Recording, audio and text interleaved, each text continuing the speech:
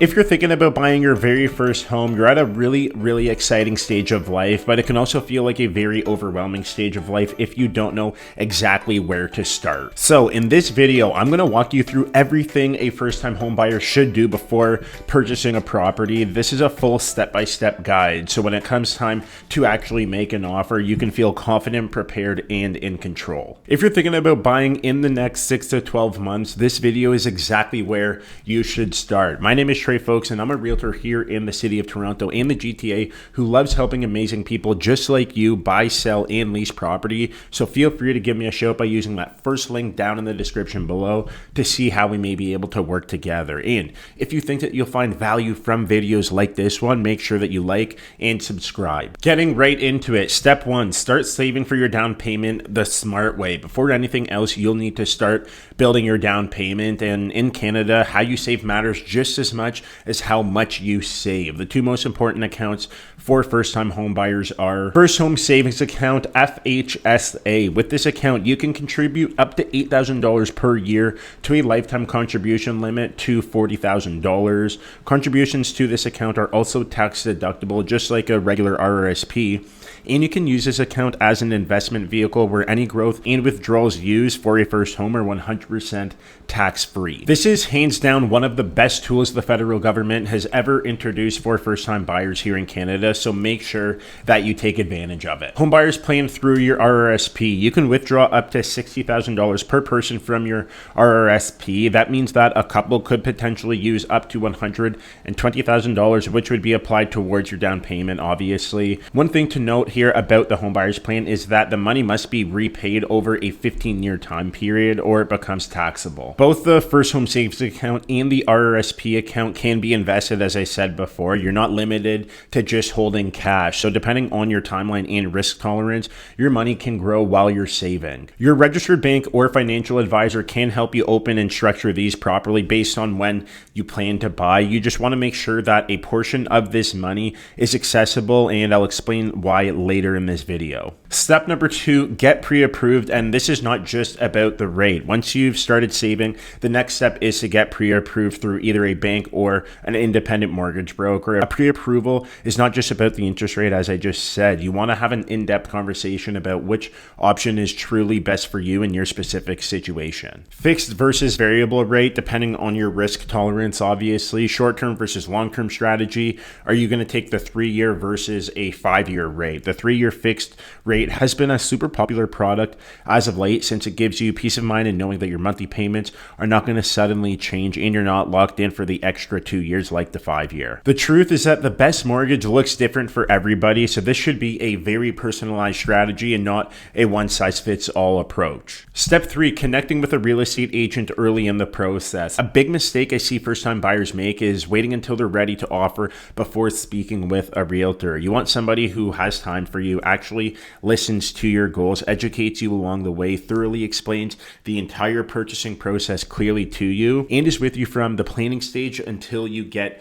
the keys in your hand the entire time. This is likely the largest purchase of your life. You want a guy that really knows what they're doing and takes the process just as seriously as you are. Step number 4, plan for closing costs, which can be often forgotten. Beyond your down payment, make sure that you've budgeted for land transfer taxes. First-time homebuyers will get a rebate for a certain portion of this closing cost. Also, if you're purchasing in the city of Toronto, you'll have to pay land transfer tax twice. There's a regular land transfer tax and then a municipal land transfer tax, which can be quite costly, so definitely make sure you go over this with your realtor. Other closing costs will include legal fees and disbursements, title search, a home inspection if you're purchasing a house rather than a condo, and taxes on mortgage insurance if you're putting less than 20% down.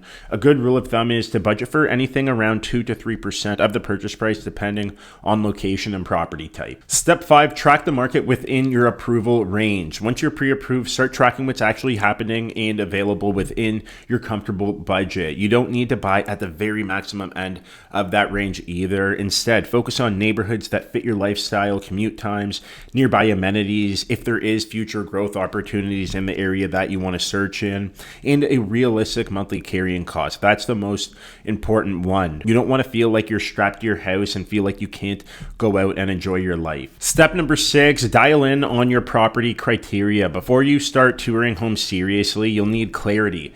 Ask yourself, how many bedrooms and bathrooms do we actually need? Do you require parking? What type of property can I get with my approval amount? A condo, a freehold property, a townhouse? Are you okay with renovations? And do you have money to complete those projects? Or do you need something that's a little more turnkey? And what time do you actually want to move into this property? If you're currently renting, chances are that you'll likely have to give 60 days notice to your landlord. So just figure out when it's the best time to make this jump. The more realistic and specific you are at this stage of the game, the more time you'll save and the process will feel much less chaotic for you. Step 7, understand the offer process, deposits, and market conditions. Before you even submit an offer, your realtor should walk you through how offers work in Ontario and Canada, what conditions and escape clauses are, and which ones to include in your offer. This will vary depending on which market you're in and which type of asset class you're looking to purchase. Typical conditional period and length of conditions, closing timelines, and when deposits are to be delivered. It's very typical in a lot of markets for the deposit to be delivered to the listing brokerage's trust account within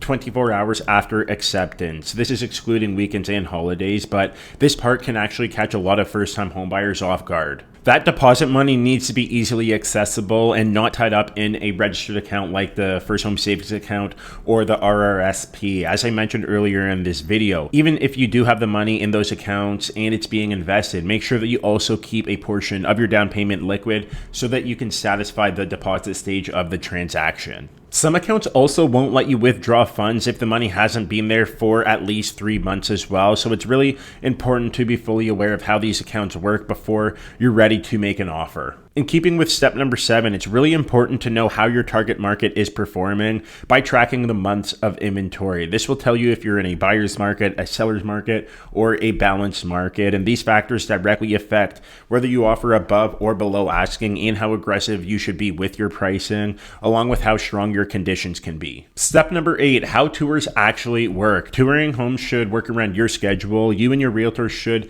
discuss the best times to tour properties based on your availability.